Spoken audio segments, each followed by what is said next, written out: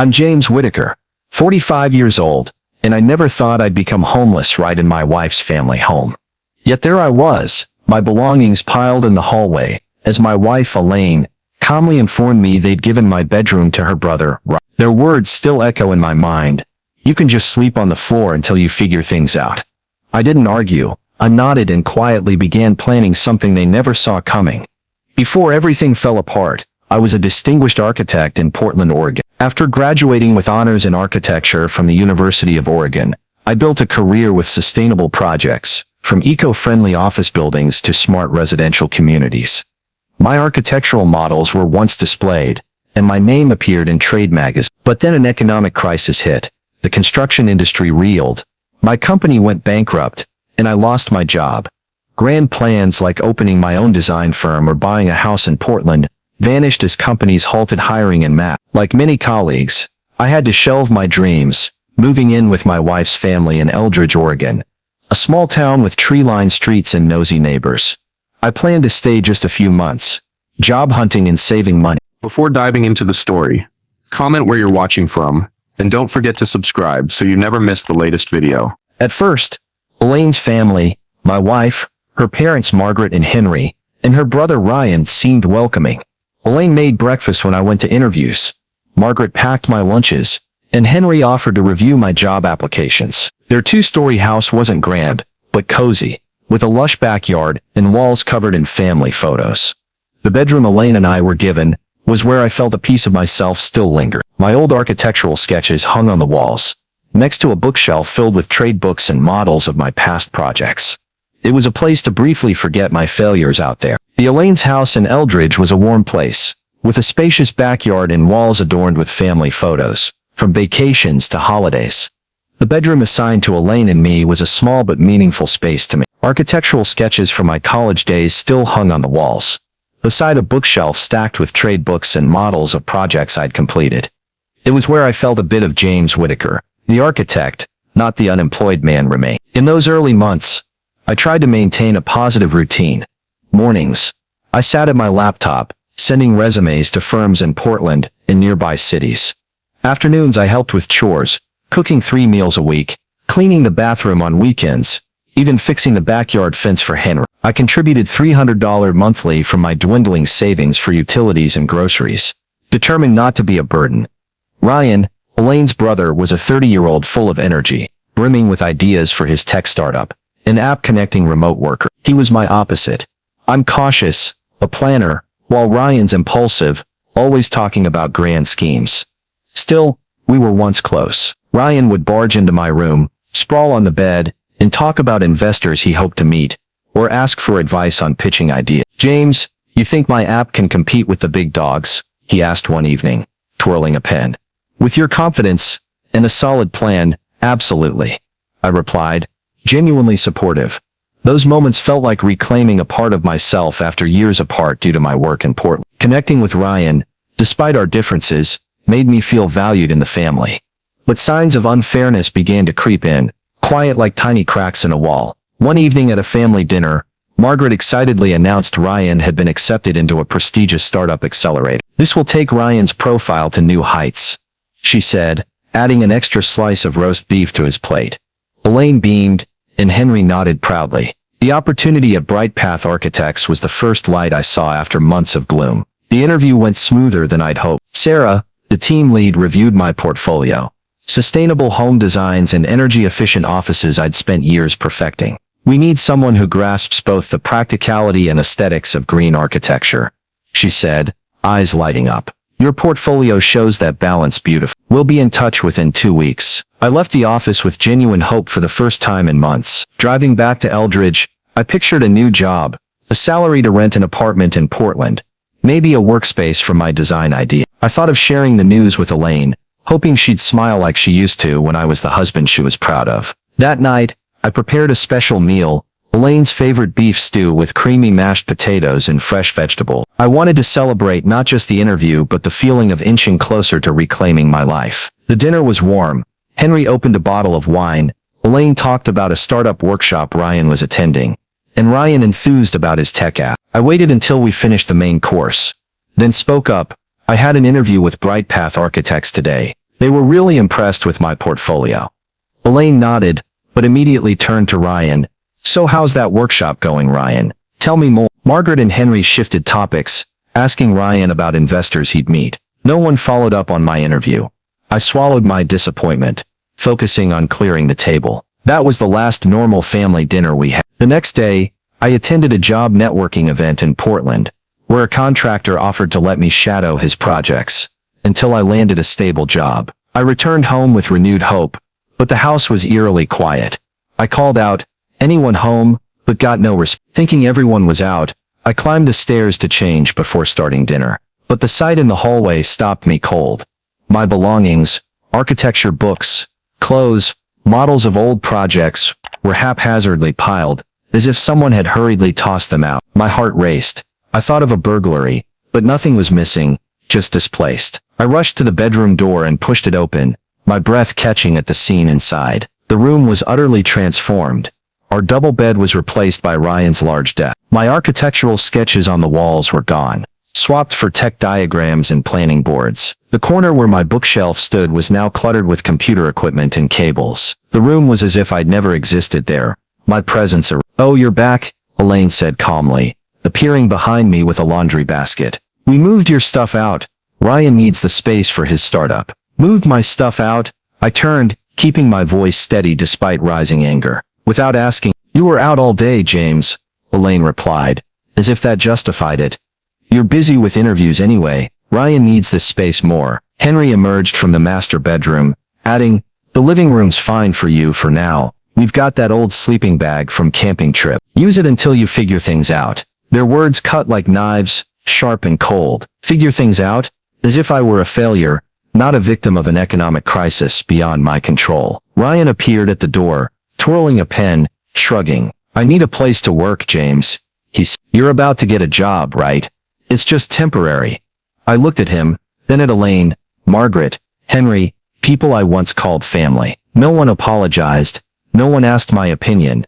I wanted to yell to make them see the hurt they'd caused, but the words wouldn't come. Instead, a strange calm settled over me, like I was watching my own story from the outside. "I see," I said, voice even. That first night on the living room floor, I spread out the Elaine's old sleeping bag between the coffee table and TV. The hardwood pressed into my hips, the thin bag offering little comfort. Household noises were stark, fridge humming, heater clicking, and upstairs Ryan's laughter on a phone call in my former room. Each time someone passed through, I curled tighter to avoid being stepped. Sleep didn't come, only aching pain and silent humiliation.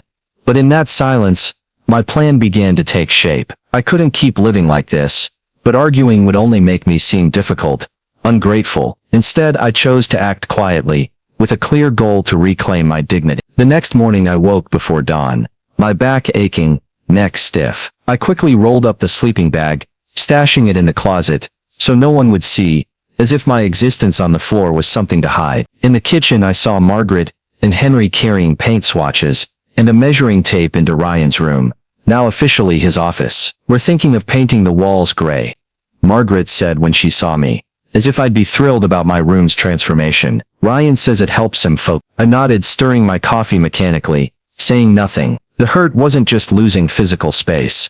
It was the feeling of being erased, deemed less valuable than Ryan, whom my wife's family saw as a bright future, while I was just a temporary unemployed burden. 2 weeks after the interview, BrightPath Architects emailed, "We'd like to offer you the architect position, starting salary $75,000 annually. Benefits after 90 days. A surge of emotion hit me, joy mixed with resolve. This was my chance to break free, but not in the way Elaine's family expected. I didn't share the news with them. "Anything important?" Elaine asked, seeing me glance at my phone while chopping vegetables. "Just spam," I replied, feeling no guilt about the lie. I contacted Lisa, a real estate agent, and asked to see houses closest to my wife's family's home. Luckily, the house next door, a rundown 3-bedroom vacant since the previous owner left, was for sale at a discount due to needed repair. "This place needs a lot of work," Lisa warned as we toured the dusty rooms. "Kitchens from the 80s, bathrooms need a complete overhaul." I ran my hand along a wall, seeing not flaws but potential. "The structure's solid," I said, pausing at the back window, overlooking a wide yard, right beside Elaine's. A slow smile spread across my face, as I pictured what I could create. I'm very interested, I told Lisa. I opened a separate bank account to keep my new income secret. With the BrightPath contract, good credit, and an inheritance from my grandfather that Elaine's family didn't know about, I qualified for a loan to buy the house. You're making a smart move, Bernard, the bank officer said as we reviewed paperwork. Real estate here appreciates steadily, even in a downturn. I signed the documents, hands steady. I'm thinking long term, I replied. The closing happened in secret.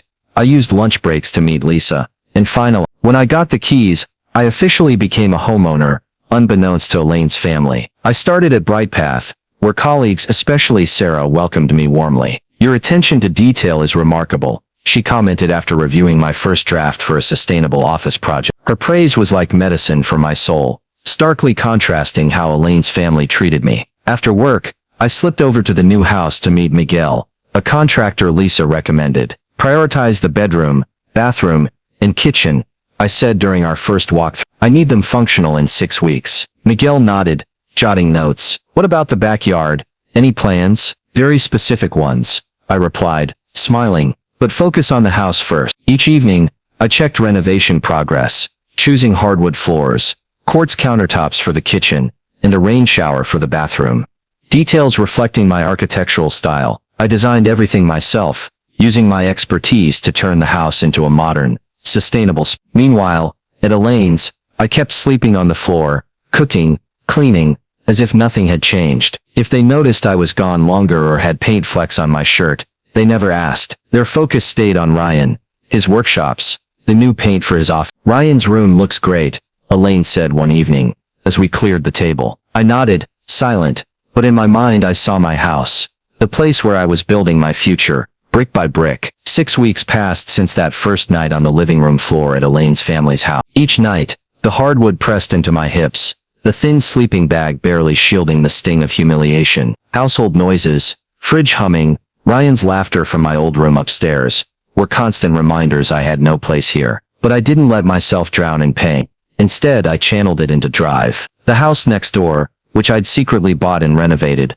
was nearly complete. The bedroom with hardwood floors, bathroom with rain shower, and kitchen with quartz countertops, all bore my mark, an architect reclaiming his life. On my final night on Elaine's floor, I lingered longer, letting the ache sink in, a reminder I'd never return. Before dawn, I quietly rolled up the sleeping bag, tucking it neatly in the closet. I packed my remaining belongings into 2 suitcases and a backpack, architecture books, clothes, a few personal items. The house was still dark, Elaine, Margaret, Henry, and Ryan asleep in their comfortable bed. I moved silently, retrieving toiletries from a plastic bin in the bathroom corner, squeezed in to make room for Elaine's cosmetics and Ryan's tech gear. On the kitchen counter, I left a brief note, found a place to stay, don't need the floor anymore. No explanation, no new address, no emotional plea, just a statement, as cold as they'd been to me. In the dim pre-dawn light, I loaded my bags into the car, glancing at the house next door.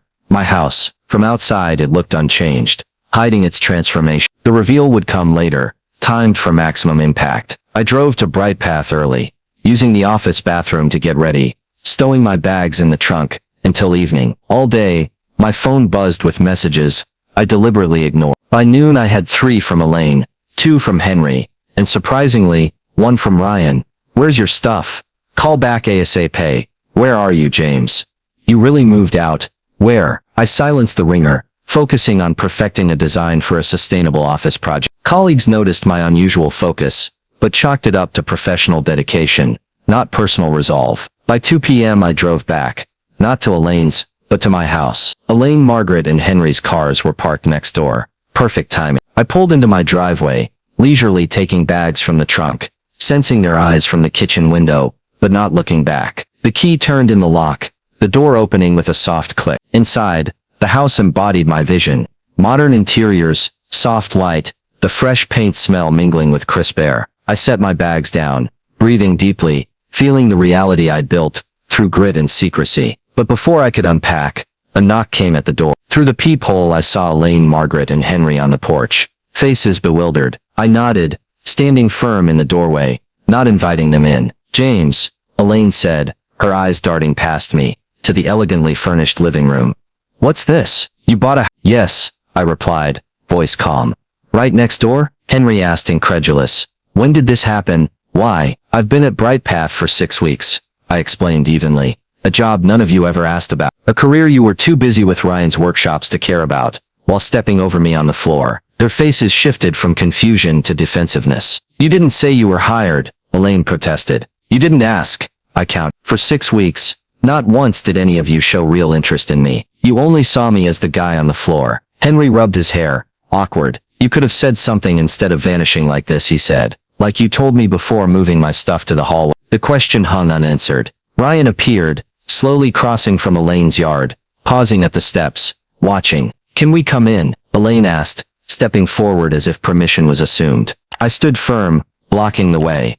No, this is my house, and I decide who enters. That privilege has to be earned. The shock on their faces nearly made me laugh. They never expected me to deny them, especially access to my life. James, we're family, Henry said, as if family could erase all the hurt. Family doesn't make someone sleep on the floor when there's another option, I replied. Family doesn't dismiss someone's efforts or contributions. Family doesn't judge someone's worth by their job in an economic crisis. A thud from the backyard interrupted us. The construction crew had started digging the pool, right on schedule. Elaine turned toward the noise.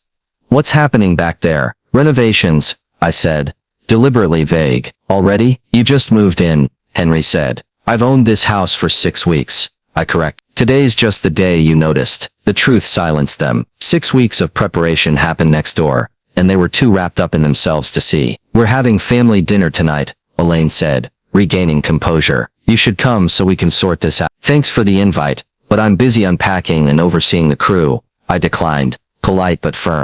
I closed the door, gently but decisively, leaving them on the porch. 2 weeks after I left Elaine's family's house, the pool in my new backyard began taking shape. From a dirt pit, it grew into a modern structure with clean lines, blue tile, and a small waterfall at the far end, exactly as I'd sketched. Its location wasn't random. It sat in plain view from Elaine's kitchen and living room windows, a daily reminder of my presence and success. Each morning, I woke in my new bedroom, soft light filtering through curtains, feeling the freedom I'd reclaimed.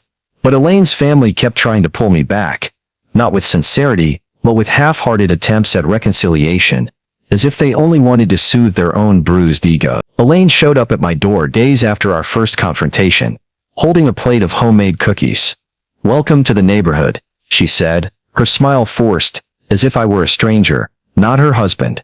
I took the cookies, thanked her politely, but didn't invite her. James, we need to talk, she said, voice lowering. About what? Me sleeping on your floor for 6 weeks? I asked, voice even. She sighed. You're blowing this out of proportion. It was just temporary. I met her eyes. Temporary or not, you chose to treat me like I didn't exist. I'm just responding the way you did. Elaine left without another word, but I knew she was irked seeing the pool crew working loudly out back. Henry tried next. One afternoon, he knocked, offering to help pick paint for my living room. I know some shades that work with modern styles, he said, as if my architectural expertise didn't matter. Thanks, but I've got a professional team handling everything, I replied, declining gently. None of them, Elaine, Margaret, or Henry, mentioned an apology. They acted like my buying a house and building a pool was an overreaction, not a response to their treatment. Ryan, though, started showing remorse. Once, while I was watering plants out front, he passed by, eyes averted. Nice house, he mumbled, then hurried off. Said nothing, but saw he was wrestling with his feelings. While Elaine's family grappled with the new reality, I gradually integrated into the Eldridge community. Carol, the neighbor across the street, brought over a potted plant with a card that read, "Congratulations on your new home." She asked about the pool curiously, and I just smiled. It'll be done soon. Tom, a retired teacher, living a few houses down, stopped to chat while I installed a new mailbox. Moving in right next to your wife's family. That's bold, he said, laughing heartily. Most folks your age would want to steer clear of family. I shrugged. Sometimes the closest distance creates the strongest boundaries. Tom nodded, not fully grasping the meaning, but still shared the number of a reliable plumber. At BrightPath Architects, my career began to flourish. Sarah entrusted me with part of a major sustainable housing project, where I applied my knowledge of green materials and energy-efficient design. It was a stark contrast to how Elaine's family saw me as a failure. I poured my energy into work, leaving home early to avoid them and staying late at the office to refine drawings. Each evening, I checked on the pool's progress. The construction team, led by Heather from Coastal Designs, worked swiftly. 16 by 32 feet, Ruther asked, sketching the waterfall idea. Exactly, I replied, pointing to the spot right by Elaine's fence. I wanted to stand out. Heather raised an eyebrow but didn't comment. Just noted it down and signed the contract to start immediately. At Elaine's house, I maintained my old facade during rare visits to grab leftover items. I cooked one final meal, beef stew, before leaving for good. Will you stay for dinner? Elaine asked, her tone as if nothing had happened. Got things to do, I replied, walking out without looking back. But I knew they couldn't ignore me forever. The pool took shape, its blue tiles reflecting sunlight, the test run of the waterfall humming softly. From Elaine's kitchen window, they had to face the truth. I wasn't just surviving, I was thriving right next door. One morning, Margaret appeared at my door, holding another box of cookies. That pool seems excessive, she said, gesturing toward the backyard. What are you trying to prove, James? I looked at her, voice calm. I'm building a home that reflects my worth, just like you did when you decided the living room floor was enough for me. She frowned. You're blowing that out of proportion. It was just temporary. Everything's temporary, I replied. Even relationships. She fell silent, her eyes flickering briefly, but said nothing more. Just turned and walked back home. I closed the door, feeling a strange relief. The pool wasn't just a structure, it was a declaration of my dignity, and no one could deny it. When the backyard pool was complete, it became the centerpiece of my new home. A structure with shimmering blue tiles, a softly gurgling waterfall, and twinkling lights at night. The house, the pool, and my job at BrightPath Architects restored my confidence. I began looking forward, building a life on my terms, and decided to host a housewarming party to mark this milestone.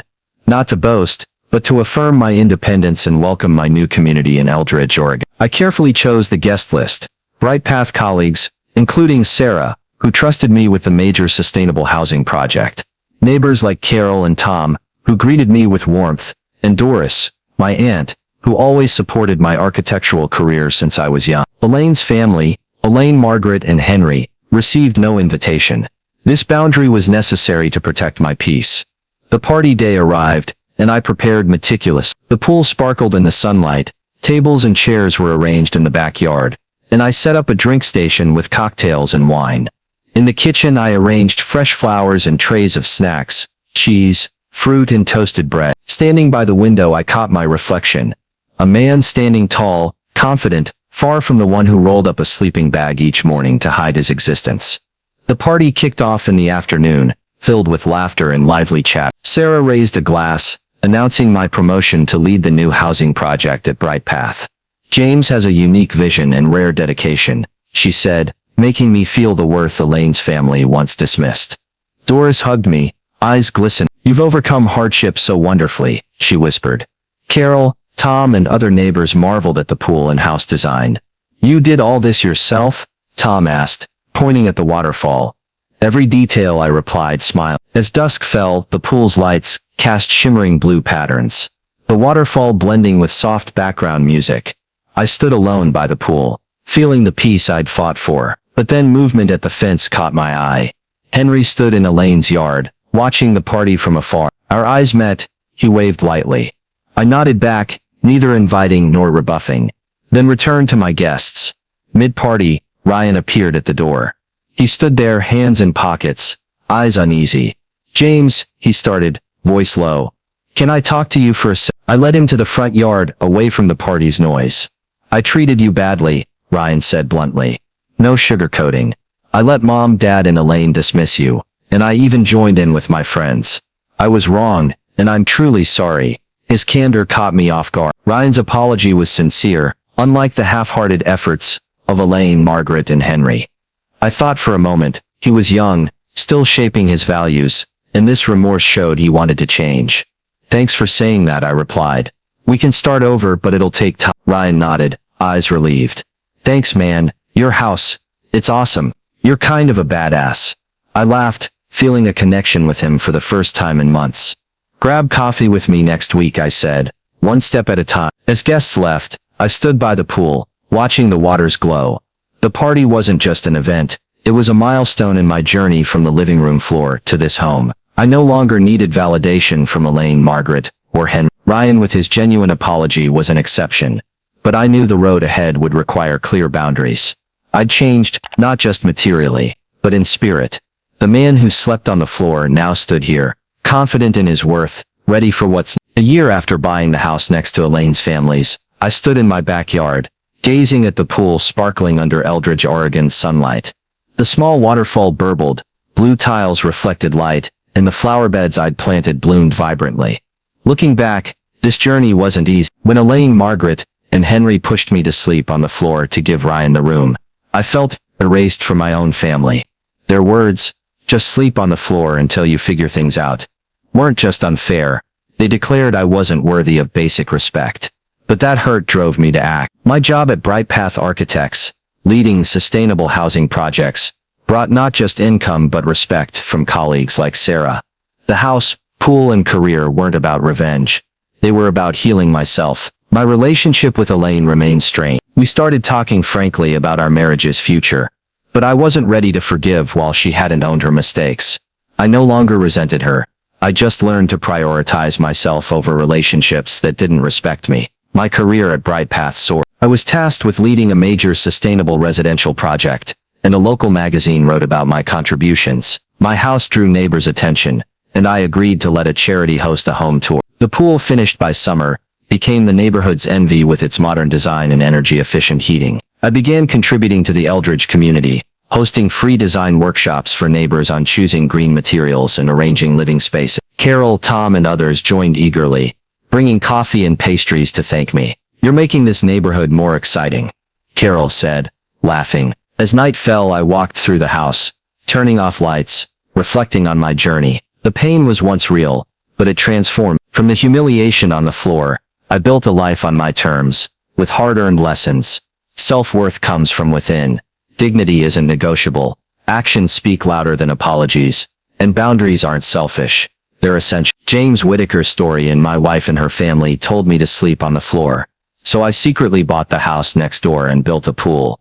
Mirrors real challenges in modern U.S. life, especially economic pressures, family rifts, and the need to assert self-worth. James, a 45-year-old architect in Eldridge, Oregon, lost his job in an economic crisis, forcing him to live with his wife's family and endure unfairness, when pushed to sleep on the floor to make room for Ryan, Elaine's brother. His journey from humiliation to secretly buying a house, building a pool, and setting boundaries, offers profound lessons on dignity and self-reliance, resonating with America's individualistic and resilient culture today. The key lesson is, in a competitive society like the U.S., where financial strain and personal success often shape relationships, you must set boundaries to protect your dignity. James didn't argue when Elaine's family dismissed him. He quietly acted, buying a house with an inheritance and loan, renovating it with hardwood floors and a modern pool, showcasing his architectural talent. This reminds us that despite unfairness, like being undervalued by family or colleagues in tough times, you can overcome it by focusing on personal goals and leveraging available resources, as James did with his expertise and Eldridge's community support. Carol, Tom, Doris. His refusal to reconcile with Elaine and her parents, until they genuinely apologized, underscores that dignity isn't negotiable, a core American value where self-respect is paramount. The practical advice is, if you're being overlooked, like James on the living room floor, quietly build a plan, maybe learning new skills, saving money, or finding a supportive community. James's persistence at BrightPath Architects, where he advanced through talent, shows that lasting success comes from inner effort, not others' validation. Set boundaries like James, unafraid of seeming selfish, because like his shimmering pool, the life you build will be the strongest testament to your worth. Please like and subscribe to follow inspiring stories about reclaiming dignity like mine. Thanks for joining me, and I'll see you in the next video with more life lessons.